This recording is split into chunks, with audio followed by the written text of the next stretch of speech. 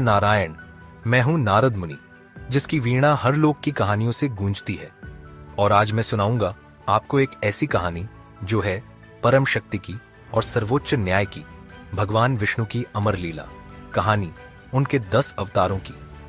सृष्टि के पहले काल में, जब सतयुग का अंत निकट था और महाप्रलय आने वाली थी, मैं अपनी वीणा के साथ आकाश में उड़ रहा था। आसमान में काले बादल मंडराने लगे थे और मुझे पता था कि प्रभु विष्णु अपनी लीला शुरू करने वाले हैं। मैंने अपनी दिव्य दृष्टि से देखा कि कृतमाला नदी के तट पर राजा वैवस्वत मनु स्नान कर रहे थे। अचानक उनके हाथों में एक छोटी सी मछली आ गई। यह कोई साधारण मछली नहीं थी। उसकी आंखों में अलौकिक चमक थी जो केवल भगवान में ही होती है। मनु ने उसे कमंडल में रखा, पर अगले ही दिन वह इतनी बड़ी हो गई कि कमंडल में नहीं समाई। फिर बड़े बर्तन, फिर तालाब और अंत में सागर में रखना पड़ा।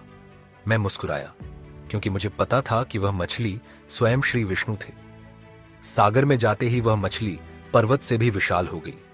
उसका शरीर सोने जैसा चमकता था और आंखें सूर्य की तरह दमकती थीं। मेरी वीणा पर नारायण नारायण का गान गूंज उठा, क्योंकि अब भगवान मत्स्य ने अपना असली रूप दिखा दिया था। भगवान मत्स्य ने मनु को चेतावनी दी कि 7 दिनों में महाप्रलय आएगी जो सारी सृष्टि को डुबो देगी।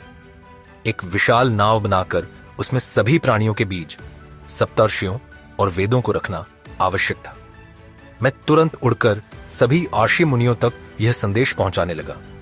प्रलय आरंभ हुई तो वह भयानक थी। आकाश से अग्नि की बूंदें गिरने लगीं, भूकंप से पर्वत टूटने लगे, समुद्र उफान पर था। जल का स्तर इतना बढ़ गया कि सबसे ऊंचे पर्वत भी डूबने लगे। मनु की नाव प्रचंड जलराशि में हिल रही थी। भगवान मत्स्य अपने विशाल स्वरूप में प्रकट हुए। उनके शरीर की चमक से सारा जल प्रलय रोशन हो गया। उन्होंने अपने सुनहरे सींग पर वासुकी नाग की सहायता से नाव को बांध लिया। मेरे सामने ही भगवान मत्स्य ने हयग्रीव नामक असुर का वध किया, जिसने प्रलय के समय वेदों को चुरा लिया था। चारों ओर केवल जल ही जल था।